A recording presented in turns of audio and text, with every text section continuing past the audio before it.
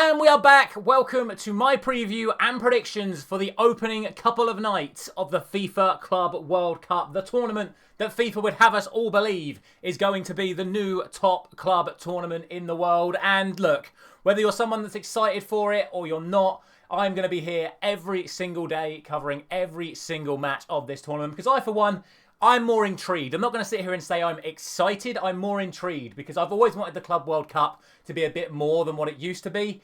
And I'm not necessarily fully on board with the qualification process that was laid out.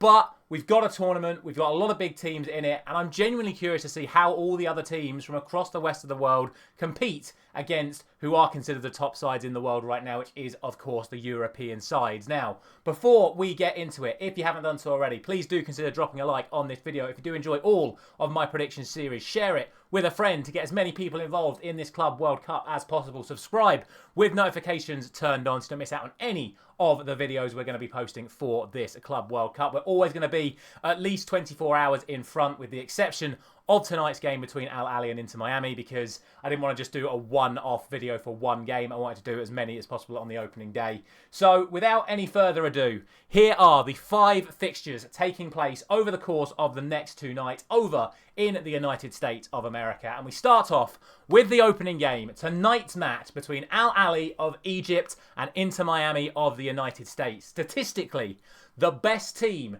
in all of Africa taking on the only side that was really just invited to this tournament. And I think we all know why they were the MLS side that were invited to this tournament. So whether or not you agree with that, it doesn't matter. This is the way that the games have come out. And the question we've all got to ask ourselves is, can Ahly get something against Inter Miami when they do have the likes of Lionel Messi, Luis Suarez, Sergio Busquets and the like? Most people are probably looking at this fixture and thinking that Inter Miami are probably going to win because of that. However, let me tell you, Ahly, 3 times champions of Africa in the last 4 years. And because of that, that has qualified them for Club World Cups over the last 4 years as well. And in the last time they played in this Club World Cup, they played an Al Ittihad side containing the likes of Karim Benzema, N'Golo Kante, Fabinho.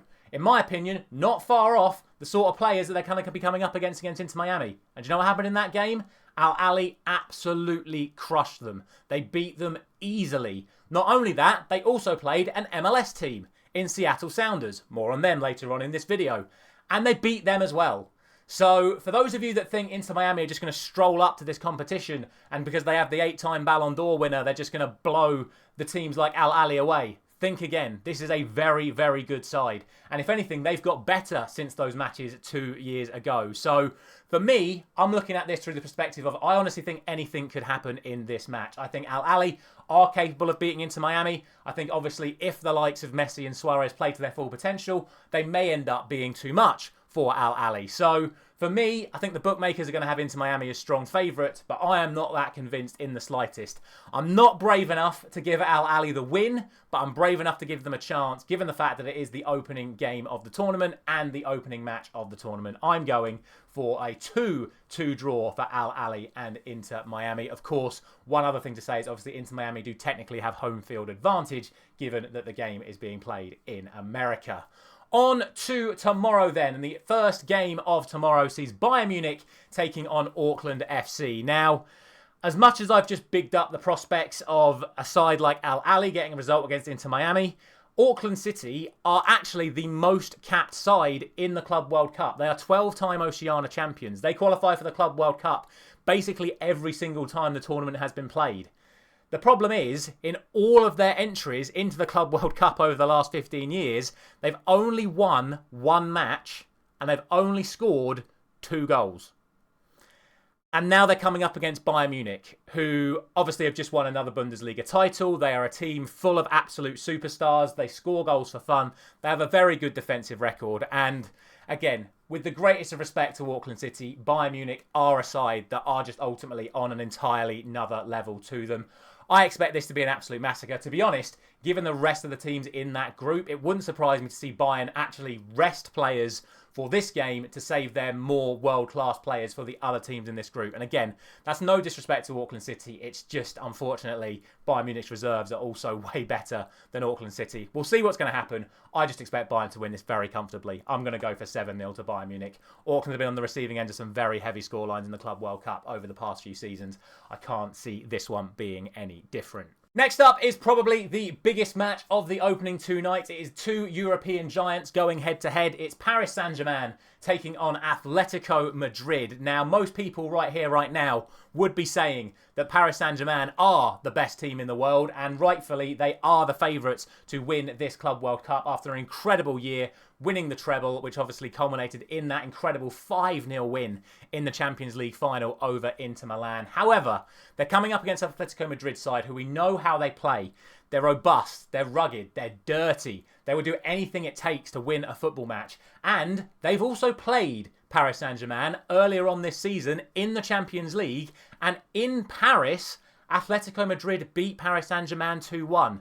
Now, obviously, that game was in November, and since then, PSG have had their big turnaround, bringing in Kvaratskhelia in January. And, of course, from there, went from strength to strength and ended up winning everything they won this season. But Atletico Madrid are no pushovers. Yes, they may have had another trophyless season, but they weren't far off the top 2 in Spain this year. They had a relatively good Champions League. They were very unlucky to lose to local rivals Real Madrid in the Champions League due to a dodgy penalty situation. And they have a front 2 right now who are banging form.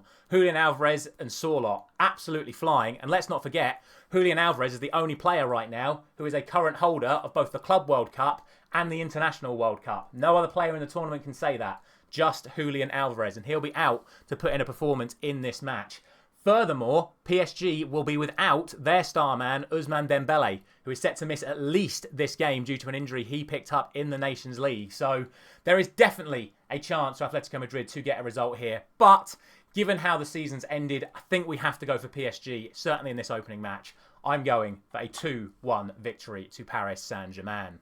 Heading back to Group A, and here we find 2 more sides who you probably would never expect to play against each other if it wasn't for this tournament. Again, this is why I'm intrigued by this tournament. I want to see how the likes of Palmeiras do get on against the likes of Porto. On paper, there's really not that much to split between these 2 sides. Both are having/had pretty good domestic seasons. Both sides are full of talented young superstars, most notably 2 players that one could have signed for Chelsea in Samu, the Porto striker, and one that has already signed for Chelsea and will become a Chelsea player after this tournament in Estevao for Palmeiras. There really isn't that much to split between these 2 sides. What I would say is coming into this, Palmeiras have had a little bit of a dip in form over the last couple of weeks. They have lost their last 2 league games. Meanwhile, Porto ended their season very strongly, winning all of their last 3. So there could be a slight wobble for Palmeiras coming into this tournament. But that said, they are in 4th in the Brazilian League. Porto finished 3rd in the Portuguese League. So really,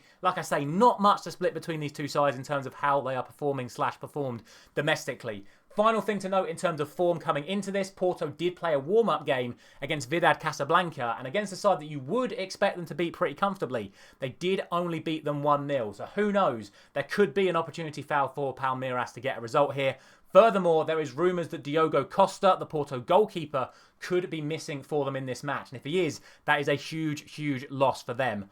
That said, I do think that Porto are slightly the stronger side on paper. I do know a few of the Palmeiras players from sort of doing my research. I know what they're capable of. But for me, Porto just edge it in terms of quality. I think it's going to be a really, really close game. But I'm going to go for the Portuguese to edge out the Brazilians, and I'm going for a 2-1 victory to Porto.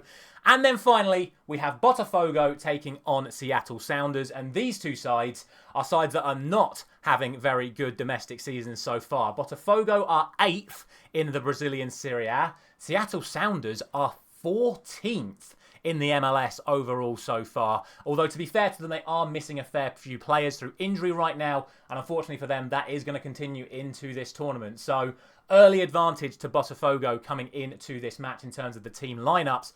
Furthermore, the form guide is in favour of Bota as well. They have won all of their last 3. domestic league games. Sounders have lost their last 2. And not only that, despite Botafogo being in 8th place in the league table, they also have the 2nd best defensive record in Brazil so far this season, with only 7 goals conceded in the opening 11 matches. Meanwhile, Seattle Sounders are blank level on goal difference. 25 goals scored, 25 goals conceded. Obviously, the MLS season a little bit further in than Brazilian so far.